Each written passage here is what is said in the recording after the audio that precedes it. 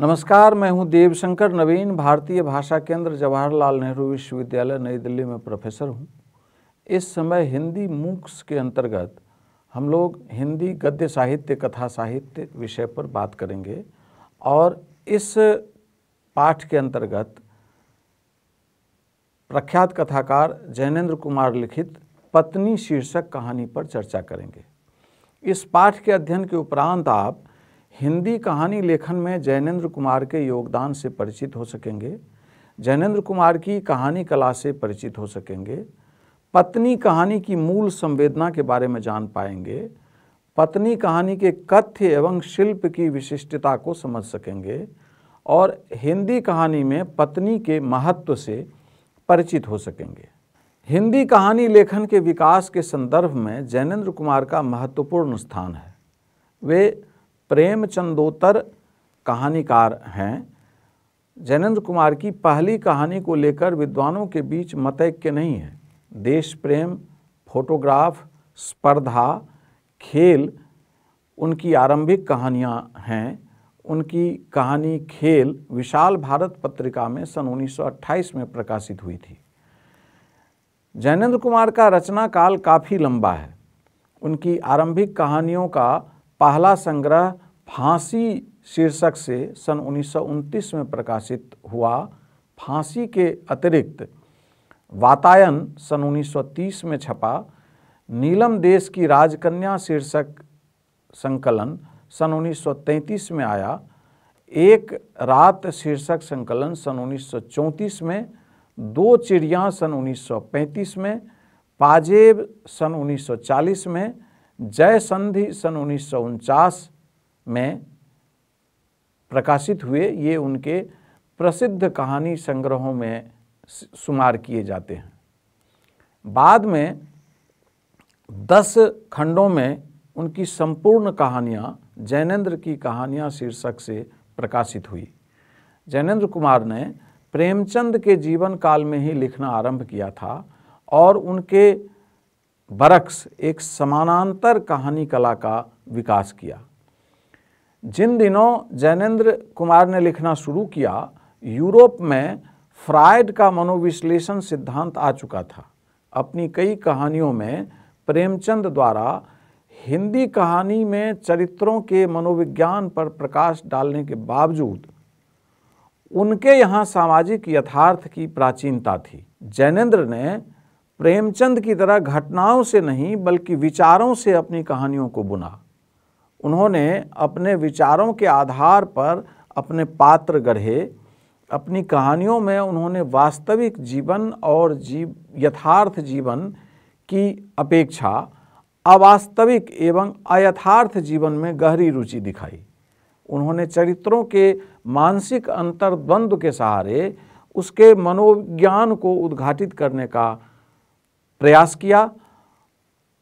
उनके लिए समाज की तुलना में व्यक्ति का अंतर्जगत अधिक महत्वपूर्ण है।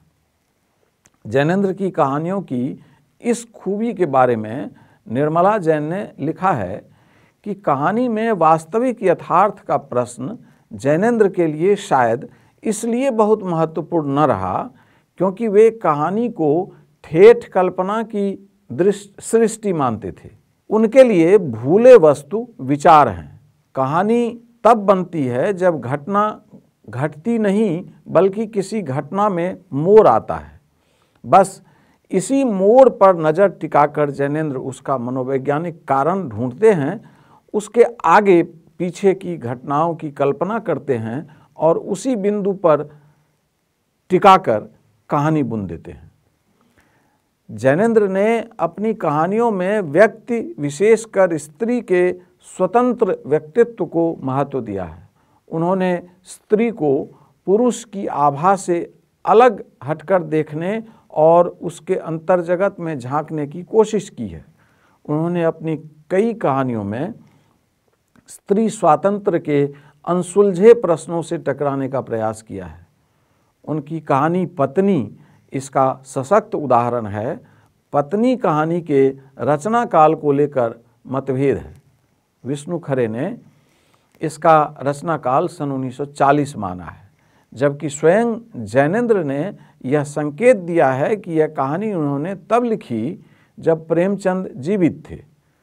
जैनेंद्र रचनावली के संपादक निर्मला जैन ने भी इस कहानी के काल का उल्लेख नहीं किया है। पत्नी कहानी के कथानक पर चर्चा करते हुए हमें साफ दिखता है कि यह कहानी सुनंदा नामक स्त्री के इर्द गिर्द घूमती रहती है।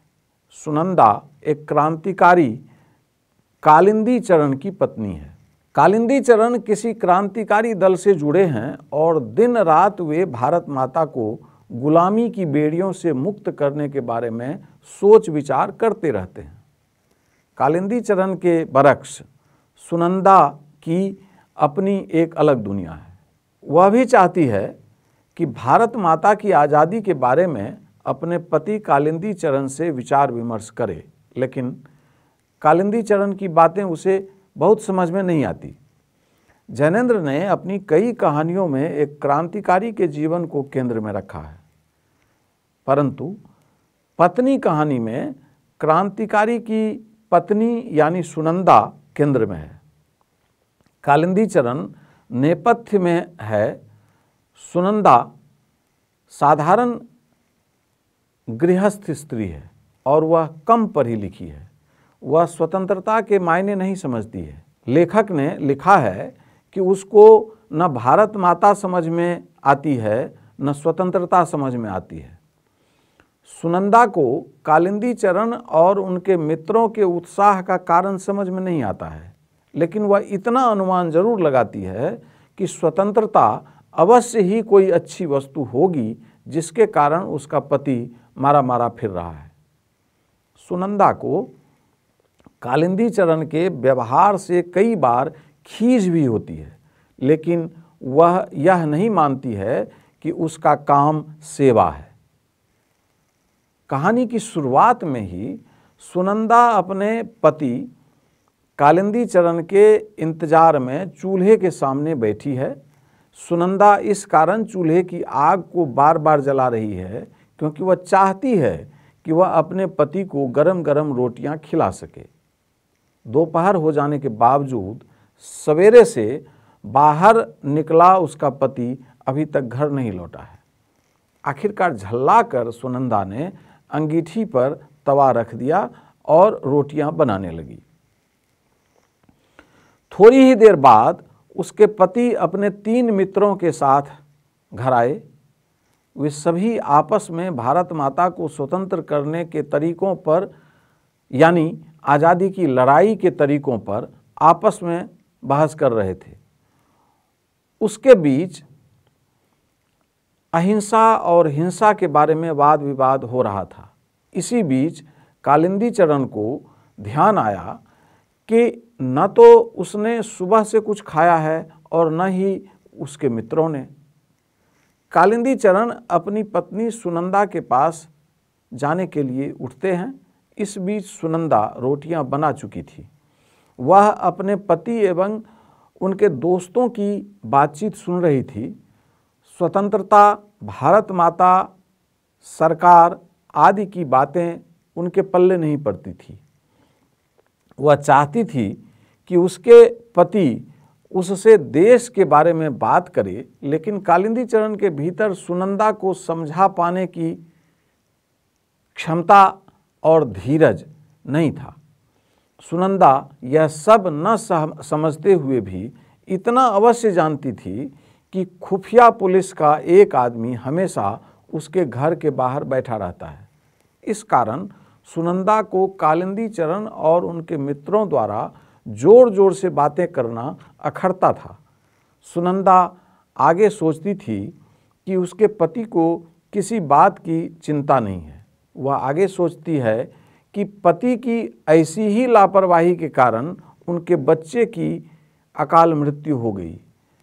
उसे अपने बच्चे की याद आती है। बच्चे की याद में सुनंदा का चित्त बेबस हो जाता है। उसकी आंखें नम हो जाती है। वह अपना ध्यान भटकाने के लिए कुछ और कामों के बारे में सोचती है। इतने में उसके पति कालिंदी चरण आ जाते हैं और उससे कहते हैं कि हम खाने वाले 4 हैं, खाना हो गया।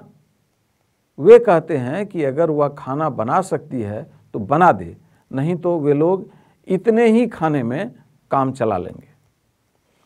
पति के इस रूखे व्यवहार से नाराज सुनंदा कालिंदी चरण की एक बात का जवाब नहीं देती। सुनंदा को भीतर ही भीतर कालिंदी चरण पर तेज गुस्सा आता है, लेकिन वह प्रकट नहीं करती, चुप रहकर अपने गुस्से का इजहार करती है। उसके मन में आता है कि वह जोर से हाथ की बटलोई फेंक दे और अपने गुस्से का इजहार करे, परंतु वह ऐसा नहीं करती। मन ही मन सोचती है कि वह अपने पति की गुलाम नहीं जो दिन भर उनके ही कामों में लगी रहे।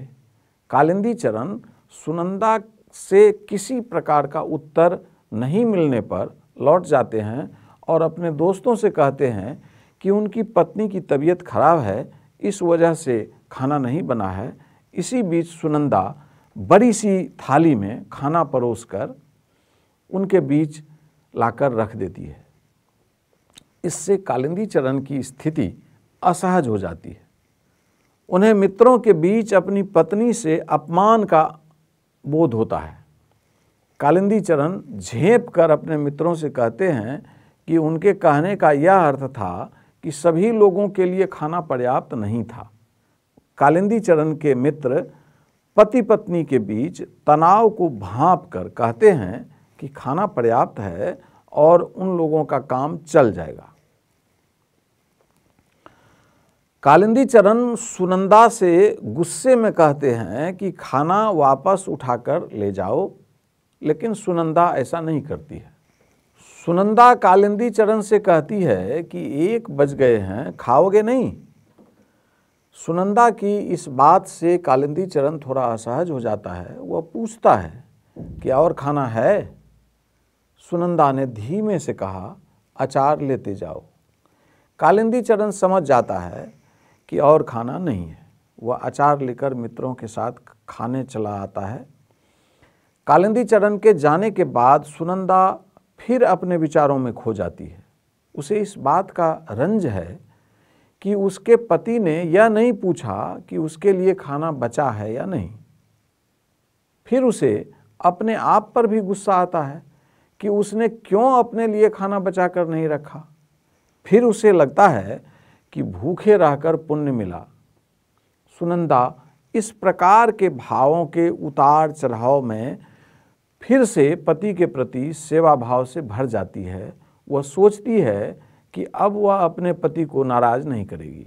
वह बर्तन धोना छोड़कर कमरे के दरवाजे से लगकर खड़ी हो जाती है ताकि अगर उसके पति और उसके मित्रों को किसी चीज़ की ज़रूरत पड़े तो वह झट से उन्हें दे सके। इस बीच एक मित्र के अचार मांगने पर कालिंदी चरण जोर से सुनंदा को आवाज़ देते हैं। सुनंदा अचार और पानी लेकर फिर से दरवाजे की ओट में खड़ी हो जाती है, जिससे कालिंदी चरण अगर कुछ मांगे तो वह उन्हें जल्दी से लाकर दे सके।